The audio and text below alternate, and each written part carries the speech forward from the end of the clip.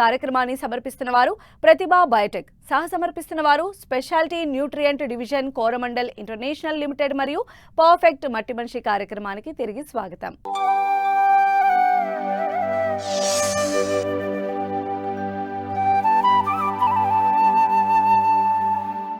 పూల సాగులో చామంతి పూలకు ఉన్న డిమాండ్ మరి దేనికి ఉండదు.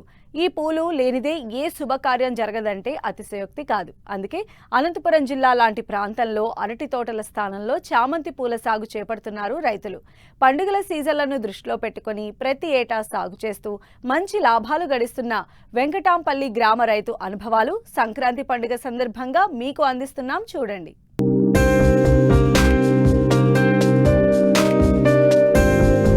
వెరగపూసిన ఈ పసిడి పూలను చూశారా? నేలంతా పసుపు పావడ కట్టుకున్నట్లు అనిపిస్తోంది కదూ.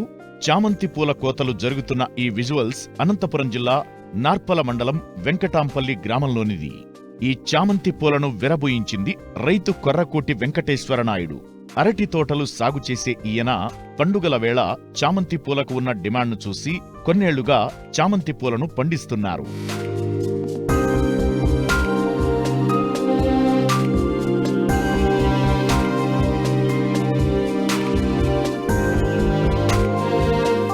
వెంకటాంపల్లి గ్రామం అరటి తోటలకు ఫేమస్. అయితే ఈ గ్రామం బెంగళూరుకు దగ్గరగా ఉండటం, అక్కడ పెద్ద పూల మార్కెట్ ఉండటంతో ఇక్కడి రైతులంతా 10 ఏళ్లుగా పూల సాగు చేపట్టి మంచి లాభాలను గడిస్తున్నారు. వీళ్లను చూసిన రైతు వెంకటేశ్వరనాయుడు కూడా చామంతి పూలను సాగు చేయాలనుకున్నారు.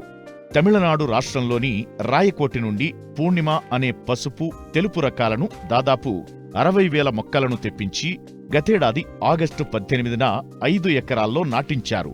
ప్రస్తుతం పంట దిగుబడులు ప్రారంభమయ్యాయి. వచ్చిన దిగుబడులను బెంగళూరుకు తరలించి మార్కెట్ చేస్తున్నారు. పూర్ణిమలో సాగు చేశాను. ఆగస్టు 18వ తేదీ నేను నాటిన తర్వాత ఆ మొక్కలకు కావలసినటువంటి పోషకాలు మైక్రో ఇరిగేషన్ ద్వారా, ప్రాజెక్ట్ ద్వారా, డ్రిప్ ద్వారా పెస్టిసైడ్స్ కానీ ఫర్టిలైజర్స్ కానీ సక్రమంగా ఆ పంటకు తెగులు రాకోకుండా కాపాడి డిసెంబర్ నుంచి పూల ఉత్పత్తి కోతకు రావడం జరిగింది. మొక్క వచ్చేసి పూర్ణిమ వచ్చేసి రూపాయి, పూర్ణిమ వైట్ వచ్చేసి 1.50 తీసుకొచ్చినాను. ఎకరాకు 12,000 మొక్కలు అవసరము. పంట ఆశాజనకంగా ఉంది. ఫ్లవర్స్ కూడా మంచి నాణ్యతతో బెంగళూరు మార్కెట్లోనే నంబర్ 1 స్థానంలో నేను పండించినటువంటి ఫ్లవర్ను కొనుగోలుదారులు ఫస్ట్ మార్కెట్లోనే మన పూలు నంబర్ 1 స్థానంలో కొనుగోలు చేయడం జరిగింది. ఎకరాకు 3-4 లక్షల ఆదాయం పొందవచ్చునని నేను మనవి చేస్తున్నాను. ₹2 మొక్క కొనుగోలు చేస్తున్నాము.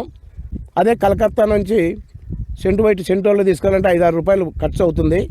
ఆ మొక్క కనీసం ₹2 ప్రభుత్వం సబ్సిడీ ఇచ్చి రైతులు ప్రోత్సహిస్తే ఈ అనంతపురం జిల్లాలో పంట పండించుకునే మంచి అవకాశం ఉంటుందని నేను ప్రభుత్వానికి విజ్ఞప్తి చేస్తున్నాను. దిగుబడి వచ్చేసి ఎకరాకు 6 టన్నుల నుంచి 8 టన్నులు దిగుబడి రావచ్చు.